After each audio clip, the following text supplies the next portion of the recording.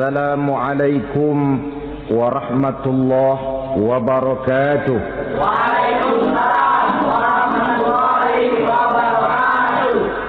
Bapak-bapak, ibu-ibu, saudara-saudara kaum muslimin rahimakumullah. Setiap orang menginginkan kebahagiaan dan tidak seorang pun menginginkan kesengsaraan dalam kehidupan ini. Namun nyatanya tidak setiap orang yang ingin bahagia mengetahui jalan yang harus ditempuhnya untuk sampai kepada kebahagiaan itu. Maka pada kesempatan pertemuan kali ini saya ingin menyampaikan sebuah hadis dari junjungan kita baginda Nabi besar Muhammad sallallahu alaihi wasallam yang termuat dalam kitab Mukhtarul Ahadits An-Nabawiyah, di mana beliau bersabda, arba'un min sa'adatil mar'i. Ada 4 perkara yang merupakan tanda dari orang bahagia. Saya mau tanya, di antara saudara-saudara yang hadir di sini, apa ada yang kepengen jadi orang sengsara? Seluruhnya tentu ingin mendapatkan kebahagiaan. Maka menurut resep dari Nabi kita, tanda orang bahagia itu 4. Jadi kalau saudara ingin bahagia harus mempunyai 4 perkara ini. Yang pertama, orang bahagia itu kata Nabi, darun wasi'un. Punya rumah biar bagus asal gede. Enak ngaturnya. Daripada sudah punya rumah kecil, adanya di pinggir kali, gubuk, kalau hujan bocor, miring lagi, kiamat. Loh, kalau gitu Islam materialis dong. Hadis ini boleh diartikan dengan makna hakiki, arti yang sebenarnya. Boleh diartikan dengan makna majazi, arti kiasan. Kalau dia diartikan dengan arti kias, maka yang dimaksud darun wasi'un ay qalbun wasi'un. Rumah yang luas tidak lain daripada hati yang lapang. Karena di situ kunci kebahagiaan yang sebenarnya. Walaupun kita cuma tinggal di petak berukuran 2 kali 3 meter, kalau hati kita luas rasanya rumah itu. Tapi biar rumah kita halamannya saja puluhan ribu hektar, ada kolam renangnya, kamar tidurnya tidak lagi terhitung. Kalau hati yang menempati rumah itu sempit, maka akan terasa sempit jugalah rumah itu. Tempat bergantungnya tidak lain adalah hati. Marilah kita mencoba melihat berbagai pandangan orang tentang bahagia ini. Ada orang menyangka bahwa bahagia itu kalau dia mendapatkan harta yang sebanyak-banyaknya. Siapa yang banyak harta, dialah raja. Apa yang dia mau, seluruhnya bisa dibeli. Keamanannya, dia bisa menyewa petugas. Seluruh fasilitas untuk menyenangkan kehidupannya bisa dibeli. Pendeknya, hartalah segala-galanya dalam kehidupan. Sampai ada pepatah mengatakan, innad darahima fil amakini kulliha taksur rijala mahabatan wa jalala. Sesungguhnya harta, dinar, dirham, uang di mana-mana selalu bikin hebat orang yang memilikinya. Coba lihat, orang yang punya duit sama yang enggak punya duit, jangan gaya hidupnya, gaya jalannya aja lain. Wahia lisanun liman arada fasahatan, wahia silahun liman arada qitala. Uang adalah senjata yang paling ampuh bagi orang yang mau pergi perang, dan lidah yang paling fasih bagi orang yang mau bicara. Kalau bicara dengan lidah macet, cobalah bicara dengan harta, lancar. Sampai ada pepatah demikian, segalanya bisa diatur dengan harta. Maka di kalangan orang yang berpandangan semacam itu, seluruh kegiatan hidupnya hanya terfokus kepada bagaimana mengumpulkan harta yang sebanyak-banyaknya. Tidak peduli halal haram, tidak kenal sore pagi siang dan malam, tidak sempat sujud, jauh dari agama, jauh dari kehidupan yang bersifat ruhaniyah, jauh dari Allah dan sebagainya, sampai dalam Al-Quran dikelompokkan dalam kelompok yang dinamakan lumazah.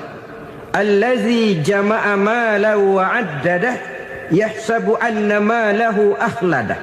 Mereka mengumpul-ngumpulkan harta sebanyak-banyaknya dan menyangka bahwa harta yang banyak itu dapat mengekalkan hidupnya, mengekalkan kekayaannya, mengekalkan kebahagiaannya.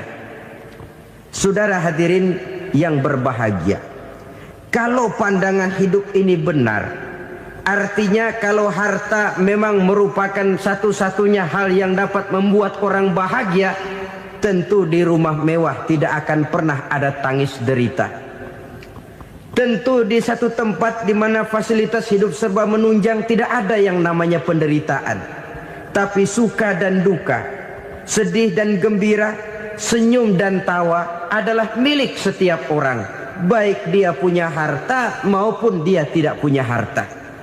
Nyatalah bahwa harta semata-mata bukan merupakan jaminan bahwa orang akan bahagia. Walaupun tanpa harta orang sulit untuk bahagia. Saya mau cerita, ada orang super kaya, namanya Aristotle Onesimus, raja tanker Yunani. Dia punya kapal tanker saja konon sampai 11 banyaknya. Punya perusahaan penerbangan yang disebut Olympic Airlines. Punya hotel di berbagai kota besar di dunia ini, sejak dari New York, London, Paris, Rome dan sebagainya. Bahkan punya pulau yang dia namakan Pulau Scorpio. Ini kan namanya sudah kaya nggak tanggung-tanggung, punya pulau. Nah, dia punya 2 orang anak, yang satu laki-laki namanya Alexander, yang satu perempuan namanya Maria Onesimus. Seluruh harapannya tertumpah kepada anak lakinya Alexander ini, yang akan meneruskan usahanya, meneruskan kekayaannya, meneruskan dinastinya. Apa yang terjadi? Ternyata anak yang dia harapkan yang bernama Alexander ini mati muda dalam kecelakaan pada waktu dia olahraga. Apa olahraganya? Namanya olahraga anak orang kaya, golongan jet set. Olahraganya olahraga pesawat terbang. Jatuh, ya nggak kapungut, habis mati. Tinggal satu anak perempuannya, Maria Onesimus. Tapi anak perempuan ini juga malah urakan. Terakhir dia pacaran, bahkan kemudian kawin sama orang Rusia. Rupanya Aristotle Onesimus ini broken. Kekayaannya yang berlimpah ruah, perusahaannya yang begitu banyak, siapa yang akan meneruskan? Siapa yang akan menggantikan? Sampai kemudian dia mengurung diri di Pulau Scorpio dan mati di sana secara mengenaskan. Seorang multi jutawan, seorang yang super kaya, mati menyendiri di pulau sepi. Ibarat kata pepatah, anak ayam mati di lumbung. Bukan kekurangan makanan, keurugan makanan. Begitu kehidupan Aristotle Onesimus. Dan banyak orang-orang yang sudah demikian kaya sampai dibingungkan oleh kekayaannya sendiri. Telusurilah kehidupan David Rockefeller misalnya, Henry Ford misalnya, Adnan Khashoggi misalnya. Multi jutawan yang kadang-kadang dibuat keder oleh kekayaannya sendiri. Pantas ketika Imam Ali ditawarkan orang, "Ya Ali, kalau kepadamu disuruh pilih ilmu atau harta, kau pilih mana?" Ya jelas pilih ilmu dong. Kenapa? Pertama, ilmu kalau kita berikan kepada orang lain tambah. Tapi harta kalau kita berikan kepada orang lain kurang. Saudara punya uang 10.000, dibagi orang 5.000, jelas uang saudara berkurang. Tapi saudara punya ilmu diberikan kepada orang lain bisa, saudara pun makin mantap. Tidak lantas jadi bodoh karena ngajarin orang. Saudara bisa Fatihah lalu mengajarkan orang Fatihah. Orang bisa, saudara pun makin hafal. Tidak lantas setelah diajarin orang ilmunya hilang. Begitu datang dia minta orang tolong ajarin saya Fatihah. Udah habis, nggak ada.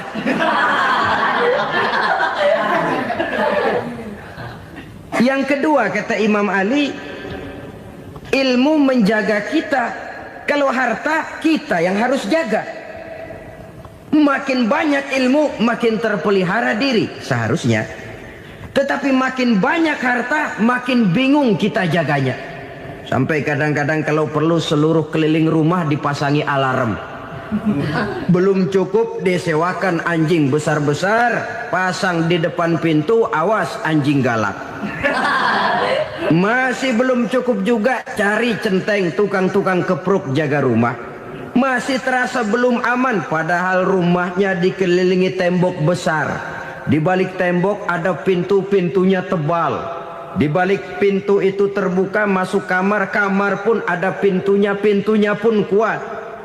Masuk ke dalam kamar ada lemari, lemarinya pun pintunya kuat, dikunci, kuncinya pun kuat. Tapi terhadap seluruhnya yang timbul cuma sekedar was-was saja. Kesimpulannya sekali lagi, tanpa harta orang memang sulit untuk bahagia. Tapi harta semata-mata tidak merupakan jaminan orang akan bahagia. Dengan hati yang luas, itu modal utama untuk mencapai kebahagiaan hidup. Orang yang hatinya luas, saudara-saudara, punya hati yang lapang, melihat kenyataan hidup ini, dia bersyukur senantiasa kepada Allah. Lantas tidak timbul hasud dan iri hatinya. Oleh karena itu jiwanya selalu lapang. Kalau tidak, cupik hati namanya. Dangkal pandangan, tidak senang melihat orang lain dapat nikmat, dan itu sering dijadikan contoh. Kalau orang yang lapang dada, dia lihat tetangganya beli TV baru, dia berkata, alhamdulillah ya, tetangga kita beli TV, mudah-mudahan kita bisa ikut nonton. Lapang dadanya. Tapi orang yang sempit hati, lihat tetangga beli televisi, meriang. Enggak diapa-apain, meriang. Besoknya dengar tetangga beli motor, makin sakit, ke rumah sakit. Lalu di rumah sakit dengar tetangganya beli mobil, mati. Disiksa oleh perasaannya sendiri. Orang kalau hati sudah sempit dalam hidup, kemanapun dia pergi, sempit rasanya medan kehidupannya. Kemudian kita melihat juga ada orang yang menilai bahwa bahagia itu katanya kalau punya kedudukan yang tinggi, pangkat yang agung, wibawa yang besar. Mungkin betul, tapi mungkin juga tidak. Bergantung kepada hati orang yang punya pangkat itu. Sama dengan harta tadi. Harta akan membawa bahagia kalau dia jatuh ke tangan orang yang berhati lapang. Tapi harta akan jadi bencana kalau jatuh ke tangan hati orang yang sempit. Pangkat akan membawa bahaya kalau jatuh di tangan hati orang yang sempit. Lebih dari itu, kenyataan mengajarkan kepada kita bahwa ternyata pangkat dan jabatan tidak selamanya memberikan kebahagiaan dalam kehidupan. Bahkan resikonya kelewat besar. Beberapa bukti kita bisa ambil dari para pemimpin dunia yang menjadi korban lantaran pangkat dan jabatan yang disandangnya.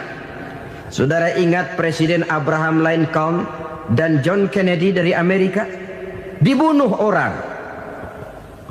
Park Chung-hee dari Korea Selatan, Ziaur Rahman dari Bangladesh, Anwar Sadat dari Mesir, terakhir Indira Gandhi dari India, menjadi korban dari pangkat dan jabatan yang disandangnya dari orang-orang yang tidak senang dia memegang jabatan itu. Dia akan mudah mengundang bencana. Sehingga pantas kalau seorang presiden terkemuka Amerika, Harry Truman namanya, dia mengatakan jabatan presiden itu, kata dia, seperti orang nunggang macan, naik macan. Harus kita taiki, kalau enggak dia bakal nerekam kita, ngeri katanya. Adapun orang yang hatinya lapang, kalau dia menerima pangkat dan jabatan, dianggapnya itu satu kesempatan untuk berbuat baik. Tapi orang yang berhati sempit, menerima pangkat dan jabatan, bukan kadang-kadang menerima, malah berusaha setengah mati mencapai dengan segala cara. Kalau perlu jilat atas, jilat atas. Jadi golongan sumuhun dawu. Jadi kelompok kulon nuwun, yes sir, yang kerjanya cuma oke bos. Kalau perlu jilat atas, jilat atas. Kalau perlu injak yang bawah, injak yang bawah. Perlu sikut kiri kanan, sikut kiri kanan. Yang penting pangkat dapat, jabatan dapat.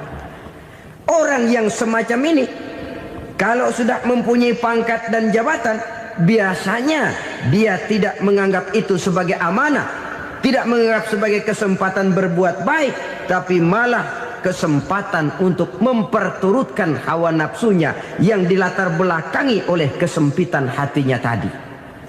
Apalagi kalau orang memperoleh pangkat karena banyak mengeluarkan uang, seakan-akan pangkat dan jabatan itu sekarang macam proyek pakai tender.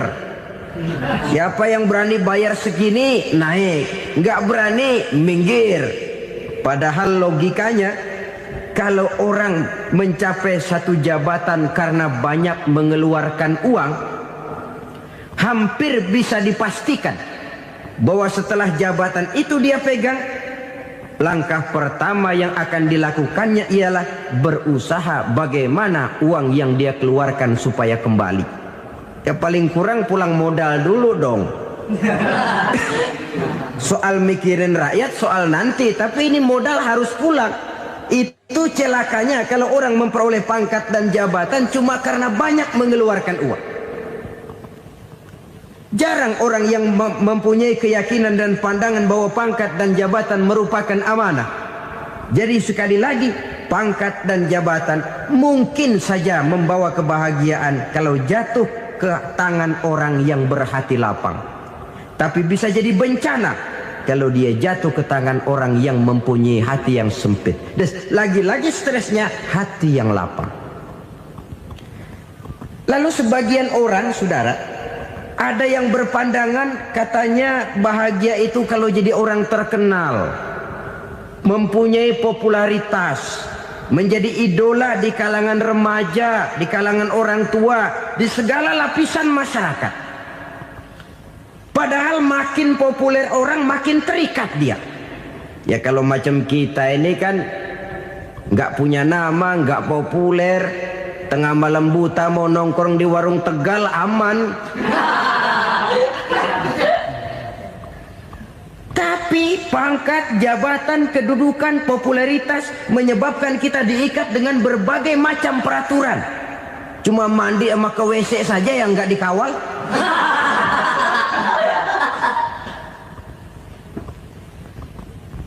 Benarkah popularitas, ketenaran membawa kebahagiaan? Mungkin. Ya, tapi mungkin juga tidak. Kenapa? Banyak orang-orang populer yang mengakhiri hidupnya secara tragis. Kita ambil beberapa nama. Di Amerika tahun 60-an ada bintang seksi paling terkenal yang dijuluki sex bomb.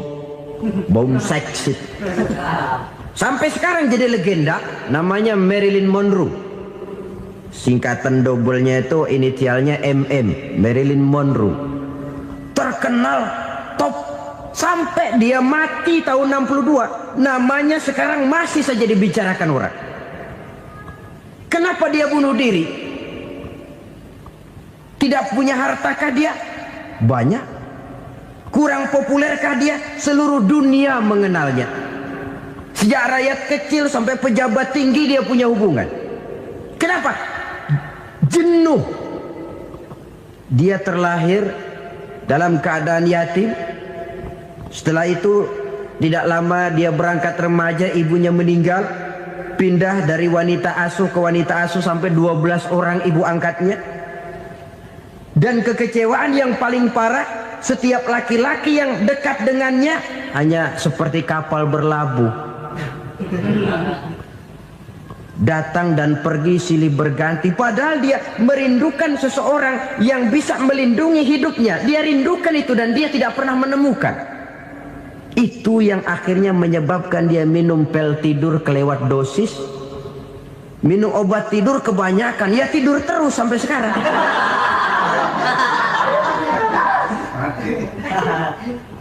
Dia mengakui, saya telah memiliki ketenaran, tapi saya tidak pernah hidup dalam ketenaran itu. Saya pandai main sandiwara, tapi saya ingin hidup dalam alam yang real sebagaimana umumnya orang. Itu yang dia rindukan.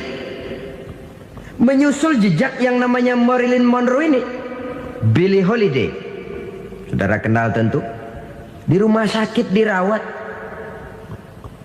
Dia juga minum obat overdosis, mati lagi. Jimi Hendrix minum obat tidur overdosis kelewat batas, mati lagi.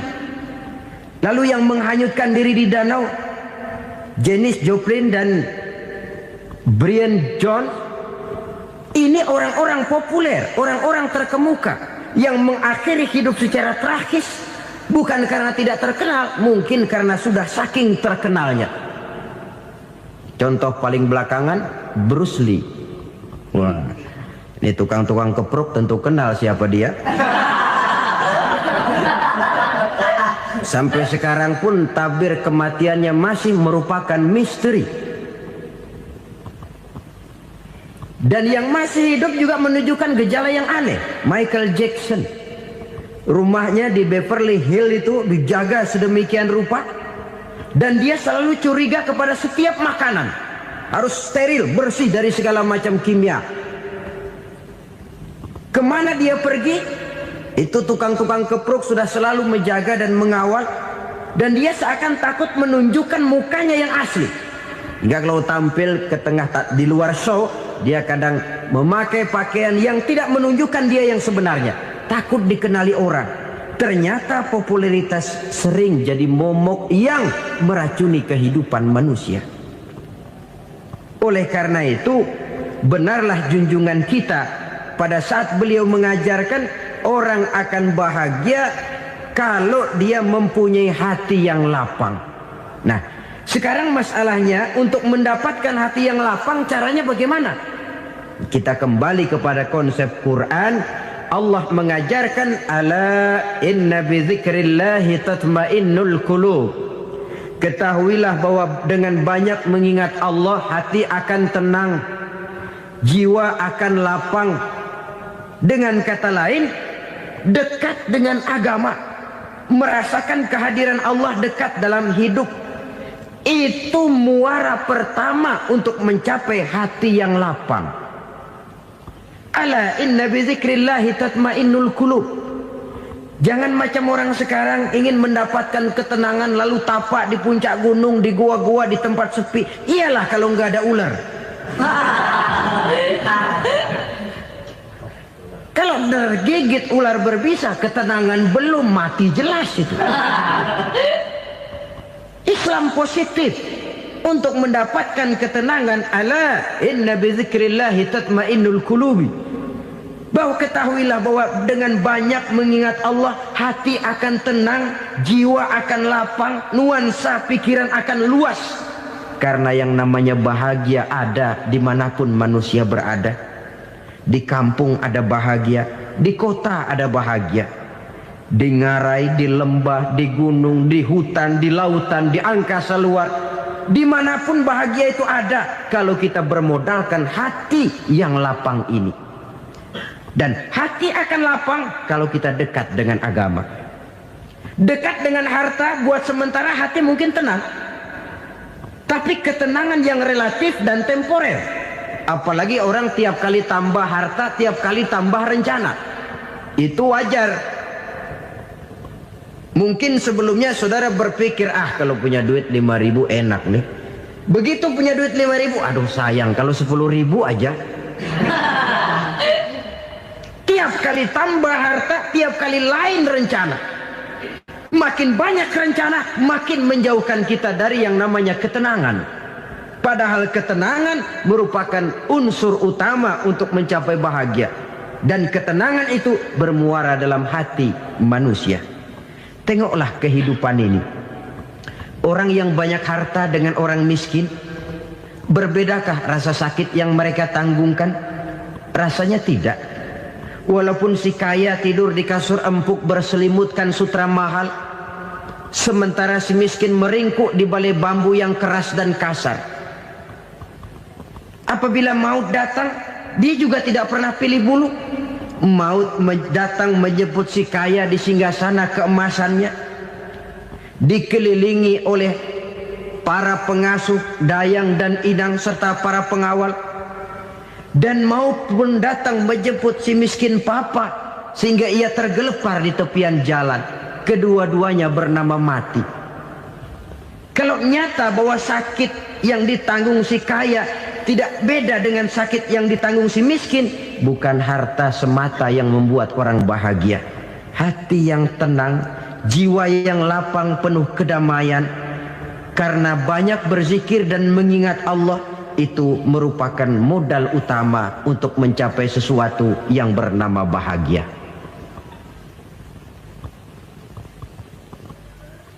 Saudara hadirin yang saya hormati, inilah yang pertama dari 4 ciri yang digambarkan oleh Nabi tentang tanda-tanda orang bahagia. Dan harus berangkat dari yang pertama ini, hati yang lapang. Ini yang harus kita miliki lebih dahulu. Baru nanti akan menyusul kepada poin yang ketiga, kedua dan selanjutnya. Sebab kalau hati sudah terisi dengan jiwa yang lapang, seluruh persoalan insya Allah akan bisa kita atasi dengan sebagaimana mestinya. Yang kedua sekarang, tanda orang bahagia menurut baginda Nabi, markabun syariah. Orang bahagia itu, kata beliau, punya kendaraan biar cepat asal lancar. Artinya kemana dia mau pergi mudah. Apa maksud hadis ini? Kalau kita kaji lebih dalam, kendaraan itu kan alat transportasi. Transportasi tidak lain adalah usaha memudahkan komunikasi. Pindah dari situ kepada teori bahwa manusia adalah zon political, makhluk bermasyarakat yang tidak bisa memenuhi kebutuhan hidupnya secara sendirian. Kita memerlukan keberadaan orang lain dalam kehidupan ini. Untuk memakai baju saja kita sudah perlukan petani yang tanam kapas, pabrik yang memintal kapas jadi benang, pabrik yang menenun benang jadi kain, sampai kepada mesin jahit, sampai kepada tukang jahit. Itu cuma untuk memakai pakaian saja. Tidak seorang pun di antara kita yang sanggup memenuhi kebutuhan hidupnya secara sendiri. Kita perlu orang lain. Maka kebebasan dalam arti mutlak, kebebasan tanpa batas, itu tidak mungkin ada dalam kehidupan. Karena kita mengadakan yang disebut interaksi sosial. Setiap kegiatan kita tentu melibatkan orang lain. Menurut kita barangkali kita bebas jalan di jalan raya semaunya, tapi orang lain berkendaraan pun merasa bahwa ini ada juga jalan haknya, dan begitu selanjutnya. Oleh karena itu, maksud dari kendaraan yang cepat ini adalah khulata'uhu ma'as solihin. Lingkungan pergaulannya terdiri dari orang-orang soleh. Pergaulannya luas. Kemana dia pergi ada temannya. Kesulitannya ada tempat dia cerita. Dan kesulitan kalau sudah diceritakan kepada orang lain, taruh kata orang itu tidak bisa menolong, namun menceritakannya kepada orang yang kita percayai, kan paling kurang sudah mengurangi beban jiwa, mengurangi tanggungan batin, merasa masih ada tempat kita cerita. Maka lebih baik orang awam yang mau bergaul ketimbang orang setengah alim tapi ngunci pintu. Sebab nantinya akan timbul sikap picik, cupik pandangan, dan tidak luas menghadapi kenyataan dalam kehidupan ini. Namun yang harus kita garis bawahi, pergaulan memang mesti luas. Namun jangan sekali-kali lupa bahwa pergaulan sangat besar pengaruhnya dalam ikut membentuk kepribadian manusia. Sehari-hari bisa kita bilang, kalau kita dekat sama tukang minyak wangi, sekalipun nggak dibagi minyaknya, baunya tentu dapat. Betul? Betul. Tapi dekat sama tukang elas, walaupun nggak kena apinya, asapnya mesti kena. Kalau Syauqi mengatakan lebih jelas lagi, man asyaral asrafa asa musyarrafan wa muasyiral anzali ghairu musyarrafin. Awalam taral jildal hakira muqabbalan bisagri lamma sara jildal mushaf. Siapa yang bergaul dengan orang mulia, dia bakal ikut menjadi mulia. Tapi siapa yang berteman dengan orang hina, dia tidak bakal ikut menjadi mulia. Tidakkah kau lihat, kata Syauqi, kulit kambing yang hina pun dicium orang ketika menjadi kantong Quran. Kulit kambing hina, kalau dia sendirian gak ada yang mau cium. Tapi begitu dia bergaul dengan Quran, menjadi kantong Quran, dipakein minyak wangi, ditaruh di tempat yang tinggi, mau diambil dicium dulu, dibawa dengan penuh hormat dan hati-hati. Kulit kambing yang hina lantaran berteman dengan Quran, numpang mujur. Tapi coba lihat kalau kulit kambing berteman dengan kayu, jadi beduk, habis. Zohor dikemplang, asar dipukul. Itu pun sedikit saja, cuma salah milih teman. Yang temannya Quran dihormati orang, yang temannya kayu lantaran jadi beduk, gelap-gelap subuh orang udah kemplangin.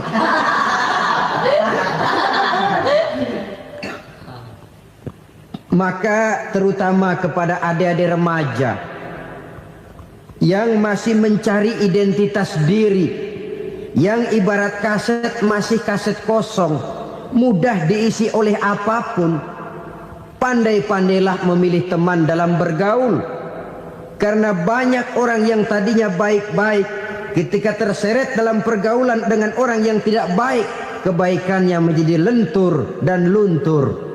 Tapi berapa banyak bajingan-bajingan tengik, orang-orang yang berlumur noda dan dosa, tiap hari melakukan maksiat, namun bergaul dengan orang yang baik-baik, pada akhirnya sedikit demi sedikit beringsut dan berangsur dia terbiasa mengikuti kebaikan-kebaikan. Saya tekankan ini kepada remaja karena mereka masih mencari identitas diri. Apa yang mereka lihat mereka mau, apa yang mereka dengar mereka ingin tahu. Coba lihat kehidupan remaja. Pulang nonton film Rambo, pengen jadi Rambo, gagah, maunya belekai melulu. Pulang nonton film Superman, pengen bisa terbang. Pulang nonton India, nyanyi melulu. Wajar, mereka masih mencari identitas diri. Saya ini sebenarnya siapa? Lingkungan, pergaulan akan membentuk itu. Karena itu pandai-pandailah bergaul, karena ia sangat besar pengaruhnya dalam ikut membentuk kepribadian manusia.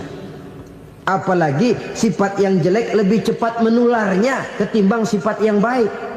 Sifat yang baik, watak yang soleh itu lambat sekali untuk menular. Tapi yang tidak baik, kan prosesnya mah kalau remaja biasanya mula-mula dengar. Karena dengar lalu pengen tahu. Karena pengen tahu lalu ngeliatin. Begitu ngeliatin kan pengen nyobain. Setelah nyobain ketagihan. Nah, ini prosesnya. Yang namanya ganja, morfin, narkotik, awalnya kan begitu. Mula-mula dengar, katanya kalau sudah fly to the sky, sudah melayang ke langit, katanya disitulah puncak kebahagiaan. Mulanya cuma dengar. Karena dengar pengen tahu. Karena pengen tahu lalu ngeliat, kumpul sama orang yang suka ngeganja. Setelah ngeliat, nah pengen ngerasain. Begitu ngerasain enak juga, ketagihan. Kalau sudah ketagihan jadi penyakit kronis, bisa merembet kepada yang lain. Iya, kalau orang tuanya mampu untuk beli morfin, beli ganja. Kalau tidak kan pikirannya ngayap, jemuran siapa ya gue sabet.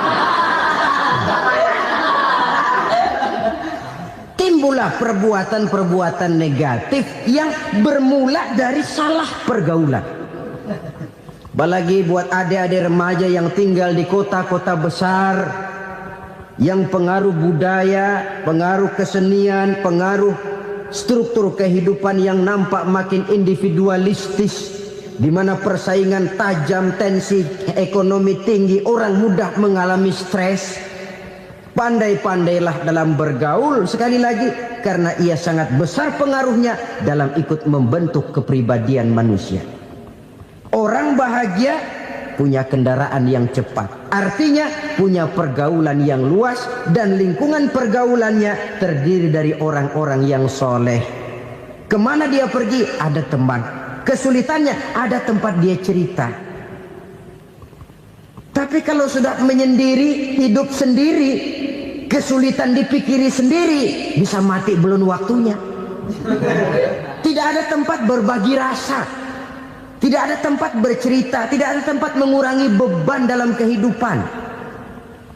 Pantas betul kalau Islam sangat menggalakkan dan menganjurkan orang kalau sudah sampai waktunya itu untuk melangsungkan nikah. Kata Nabi, ya ma'syaras syabab man istata'a minkumul ba'at falyatazawwaj. Hai para pemuda, kalau sudah mampu memberi nafkah, kawinlah, nikahlah kamu. Kenapa? Sudah ada teman hidup, tempat berbagi rasa. Kesulitan kalau ada tempat cerita akan lebih ringan ketimbang kita telan sendiri, walaupun bobot kesulitannya sama beratnya. Saudara-saudara kaum muslimin rahimakumullah, inilah ciri yang kedua, punya kendaraan biar cepat asal lancar. Kemana kita mau pergi gampang. Dengan kata lain, setelah hati yang luas, pergaulan yang luas. Dua. Yang ketiga sekarang, tanda orang bahagia itu menurut Nabi, misbahun mudhi'un, punya lampu yang terang. Oh, itu enggak problem. Sekarang sudah zamannya listrik masuk desa, Pak. Lampu sudah terang semua. Betul, kalau itu yang dimaksud. Tapi tidak cuma itu. Karena lampu yang dimaksud di sini, lampu yang akan menerangi seluruh perjalanan hidup. Dan perjalanan hidup itu sudah dimulai sejak kita terlahir ke alam ini, sampai masuk ke alam barzah, kumpul di padang mahsyar, sampai ke akhirat. Lampu yang menerangi itu yang diperlukan. Kalau lampu, katakanlah yang paling top sekarang kan lampu jenis Mercury. Taruhlah itu di rumah kita, dia cuma menerangi rumah kita, menerangi hati pun tidak sanggup. Bila kita masuk ke alam barzah, alam kubur, sanggupkah si Mercury yang begitu terang menerangi alam barzah kita? Tidak sanggup lagi. Sanggupkah lampu yang ratusan watt, bahkan puluhan ribu watt menerangi kehidupan di padang mahsyar? Tidak akan sanggup lagi. Kalau demikian, yang dimaksud lampu yang terang di sini apa? Tidak lain amal soleh, kebajikan yang kita lakukan dalam hidup. Itu yang akan jadi lampu penerang. Di dunia nama kita akan terang. Jasad kita boleh hancur terkubur tanah, tapi nama kita akan dikenang orang. Begitulah kalau orang meninggalkan kebajikan dalam hidup seperti sekarang. Ribuan orang tiap saat berziarah ke kubur Imam Syafi'i, ke kubur Imam Malik, ke kubur Imam Ghazali, ke kubur orang yang baik-baik, orang yang soleh-soleh. Kebajikannya yang ditinggalkan, yang mengukir namanya dengan tinta emas. Sehingga saudara sudah terbaring di alam kubur, orang lewat, Allah, ini kuburannya Fulan bin Fulan, dulu ini kebaikannya Masya Allah, saya ikut merasakan. Mari kita mampir sebentar, kita Fatihah. Mohon disampaikan Allah pahalanya kepada almarhum. Al-Fatihah. Itu kalau orang baik-baik. Lalu saudara tanya, Pak, orang mati dikirimin Fatihah apa nyampe pahalanya? Saya jawab, kalau saudara nggak percaya, mati dulu dah. Nanti saya Fatihain, tungguin di sana. Umpama nggak sampai, balik lagi kemari. Sekarang ini kan maunya otak-otakan saja. Kalau nggak masuk otak, nggak percaya. Padahal alam gaib itu nggak bisa diotak-otakin. Sama saja dengan saudara pernah dengar cerita kapal Tampo Mas tenggelam kan? Pernah nggak? Di mana? Ya, di laut Masalembo. Begitu ke Tampo Mas tenggelam, ratusan penumpang itu terjun ke laut, dipermainkan gelombang, berjuang menghadapi maut itu. Orang lagi timbul tenggelam di lautan, dihantam ombak, kita tengokin pakai helikopter. Pak, lagi timbul tenggelam ya? Iya, tolongin. Jangan khawatir Pak nih, saya kirim intan Pak, harganya 10 juta. Kira-kira orang yang timbul tenggelam di laut seneng nggak? Tidak. Kan mahal toh intan 10 juta. Kenapa dia nggak senang? Karena intan 10 juta dalam kondisi seperti itu tidak sanggup menyelamatkan dia. Dia akan girang kalau dikirimin ban mobil bekas, dikirimin papan terentang atau bambu. Intan yang 10 juta dia nggak girang. Ban mobil bekas yang 1000 perak, tuh pegang, itu yang dia girang betul. Inilah sebabnya Nabi berkata, mal mayyitu fi qabrihi illa kal ghariqil mutaghawwis. Orang yang meninggal di alam kuburnya seperti orang timbul tenggelam di lautan. Yantaziru da'watan min ahli, menunggu doa dari keluarganya yang masih hidup. Duh, bapak saya sudah meninggal, saya sayang benar sama dia. Kirimin kulkas ke kuburannya Itu sama saja dengan tadi orang tenggelam di lautan dikirimi intan yang harganya 10 juta, ndak sampai. Begitulah kalau kebajikan yang kita tinggalkan dalam hidup, sudah mati pun kubur kita masih diziarahi orang. Tapi kalau jahat yang kita tinggalkan, boro-boro lah orang mau doa lewat dekat kuburan kita juga serem. Tuh bajingan no, dulu mati dipendem di situ tuh. Jangan lewat situ, ntar kesurupan, jangan. Lewat saja orang ngeri. Konon lagi membacakan Fatihah dan mengirimkan doa. Hidup pada hakikatnya adalah kesempatan untuk berbuat baik. Maka sekali kesempatan itu diberikan, manfaatkan dengan sebaiknya. Sebab kesempatan kedua tidak akan pernah ada. Kesempatan berbuat baik di sini, di akhirat sudah pembalasan namanya. Sekali kesempatan itu dicabut, dia tidak akan pernah dikembalikan lagi. Kata Iqbal, hidup tidak mundur ke belakang, Bung. Berhenti diinjak orang, mundur hancur. Tidak ada kata mundur dalam hidup ini. Berhenti diinjak orang, mundur kecebur. Tidak ada kata lain. Harus maju dalam kehidupan, dalam artian yang positif. Hidup adalah kesempatan untuk mengumpulkan kebajikan yang sebanyak-banyaknya. Di situ nilai daripada manusia. Sekarang ini memang nggak kelihatan kok, orang yang banyak pahala sama yang banyak dosa nggak kelihatan kok. Barangkali kalau habis bikin dosa palanya pada benjol, mungkin orang takut sama dosa. Tapi sekarang sama saja, orang yang banyak dosa dengan yang nggak banyak dosa jalan bareng dari belakang, sama, nggak kelihatan beda. Tapi ada waktunya di mana pahala memegang peranan, di mana dosa diperlihatkan. Sama saja kalau kita bawa mobil siang, lampu kan nggak begitu berfungsi. Apa lalu bilang, alah ini lampu berat-beratin, copot-copotin aja dah. Tidak perlu begitu. Kenapa? Pada satu saat malam senja akan datang. Bila matahari terbenam, senja pun datang, gelap mulai merayap, disitulah baru terasa perlunya lampu. Pahala begitu. Sekarang orang yang nggak ada pahalanya nggak kelihatan dalam kehidupan.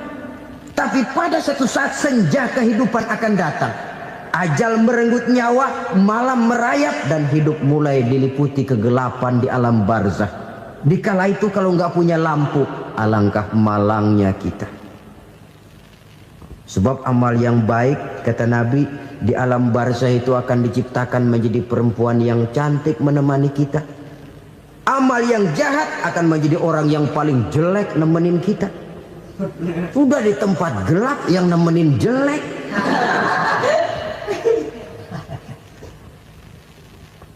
Kaum muslimin rahimakumullah. Kalau demikian masalahnya, tergantunglah kita pandai memanfaatkan waktu. Al-waktu kasayf, waktu itu cepat sekali. Yang namanya waktu itu tahu-tahu. Tahu-tahu udah tahun 87. Tahu-tahu udah begitu. Tahu-tahu yang kemarin anak-anak, sekarang udah pada punya anak. Tahu-tahu saja itu. Begitu cepat waktu berlalu. Kalau tidaklah pandai kita memanfaatkannya, akan rugi kita. Nabi bersabda, "Man kana yaumuhu khairun min amsihi fahuwa rabih." Barang siapa yang hari ini lebih baik daripada hari kemarin, itu orang untung. Hari ini lebih baik daripada kemarin. Bulan ini lebih baik dari bulan kemarin. Tahun ini lebih baik dari tahun kemarin. Itu orang yang beruntung. Tahun kemarin sembayangnya maghrib doang, sekarang udah tambah isya.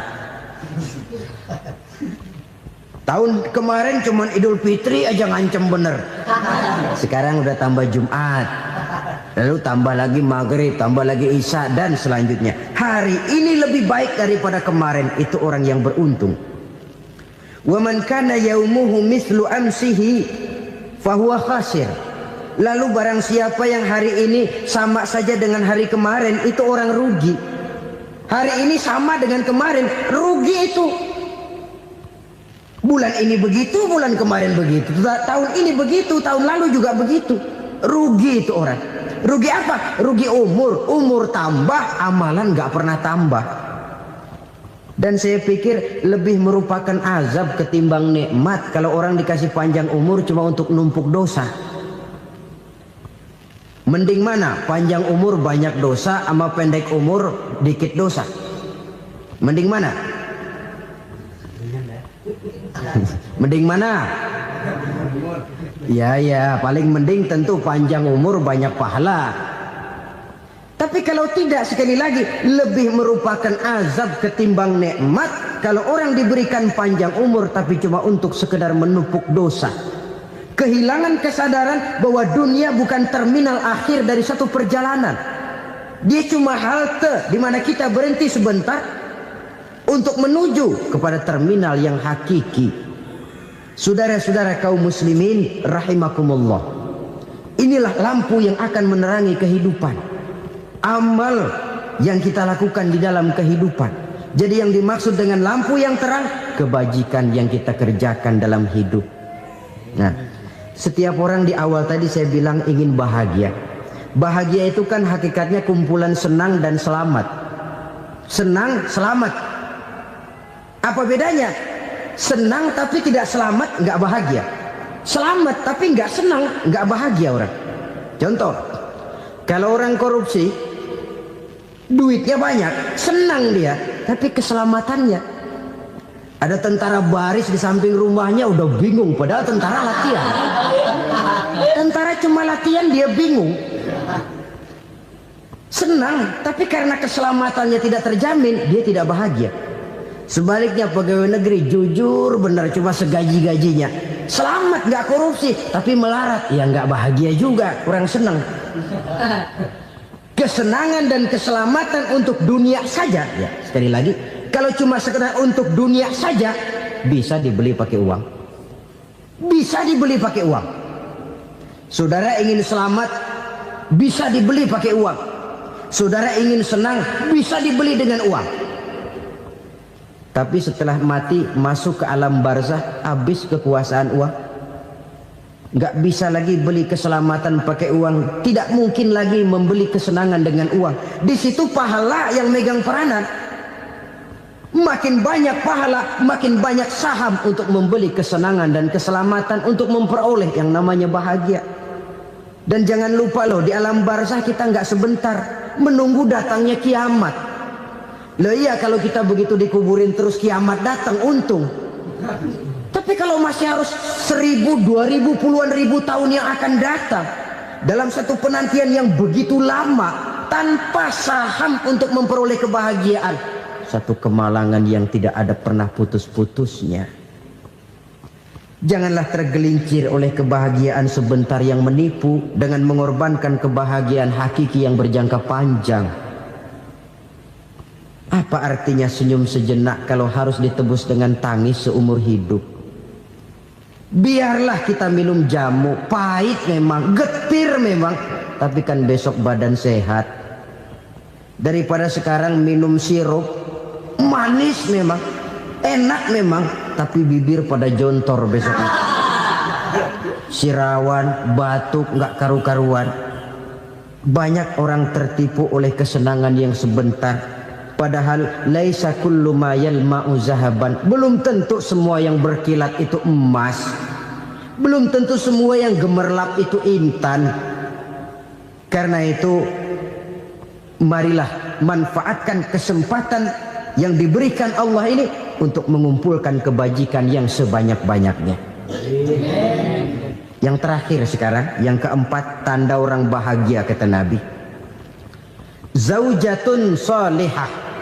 Orang bahagia itu tanda yang keempat kata Nabi, punya istri biar cakep asal taat. Sudah surga itu sudah. Cakep taat. Istri kayak gitu, kalau belum mati jangan dikuburin dulu. Sudah cakep taat lagi. Tapi kadang-kadang enggak, udah jelek ngadat melulu. Apa yang mau dipilih? Sebab itu Quran mengatakan istri pakaian untuk suami, suami pakaian untuk istri. Kenapa suami istri diibaratkan pakaian? Alangkah tingginya gaya bahasa Quran ini. Suami istri teman hidup, hidup perjalanan panjang. Sejak kita dalam rahim sudah ada hidup kan di sini. Sampai ke alam dunia, masuk ke alam barzah, kumpul di padang mahsyar, sampai menuju akhirat, itu perjalanan hidup. Carilah istri atau suami teman hidup yang membawa manfaat tidak hanya kehidupan di dunia ini, sampai di alam barzah, sampai di padang mahsyar. Suaminya mungkin meninggal lebih dulu atau istrinya mungkin meninggal lebih dulu. Tapi suami atau istri yang masih hidup berbuat kebajikan. Suami saya meninggal, ada hartanya, saya sedekahkan, niat pahala untuk almarhum suami saya. Ini teman hidup. Tidak dibatasi dan tidak bisa dipisahkan oleh maut sekalipun. Zohirnya mungkin pisah, badannya mungkin pisah, tapi hatinya, jiwanya, kebersamaannya dalam menghadapi kehidupan. Karena itu, saudara-saudara, bahasa Quran indah. Suami istri diibaratkan seperti pakaian. Apa fungsi pakaian? Pertama, pakaian jadi kebanggaan. Artinya suami harus menjadi kebanggaan istri, istri harus jadi kebanggaan suami. Yang kedua, pakaian itu kan fungsinya menutup aurat. Artinya sesama suami istri harus saling menjaga kekurangan masing-masing. Jangan malah sesama suami istri saling membongkar rahasia dan aibnya sendiri-sendiri. Istrinya diceritain jeleknya di mana-mana, atau suaminya dibongkar rahasianya di pasar umum. Itu sudah tidak lagi berfungsi sebagai pakaian. Kenapa semua ini diperlukan? Karena kita menyadari bangsa yang baik terdiri dari masyarakat yang baik. Masyarakat yang baik merupakan susunan dari warga yang baik. Warga yang baik adalah terdiri dari rumah tangga yang baik. Dan rumah tangga yang baik merupakan susunan dari pribadi yang baik. Dari situ langkah dimulai. Membangun satu bangsa yang baik diawali dengan membangun rumah tangga yang baik, dengan menciptakan pribadi-pribadi yang baik. Sehingga dari sini diharapkan berkembanglah nilai-nilai kebaikan. Orang akan bahagia mempunyai istri yang soleh. Kenapa? Tidak ada seorang suami bisa sukses jadi apapun dia, apapun profesinya. Dokterkah, kiaikah, mubalikah, petanikah, pengusahakah, pejabat tinggikah, tidak ada seorang suami yang bisa sukses tanpa peran serta istrinya. Walaupun memang peranan itu tidak begitu kelihatan, tapi sangat menentukan. Karena itu, saudara hadirin yang saya hormati, Islam sangat menghargai kaum wanita, memberikan kedudukan yang tinggi sepanjang tidak mematikan kodrat kewanitaannya. Nah, kalau sudah kesuksesan ini diawali dari rumah tangga, karier di masyarakat mudah untuk dikejar. Tapi keberantakan di rumah tangga merupakan kegagalan pertama di tempat lain. Nah, inilah saja yang dapat Al-Fakir sampaikan pada pertemuan kali ini.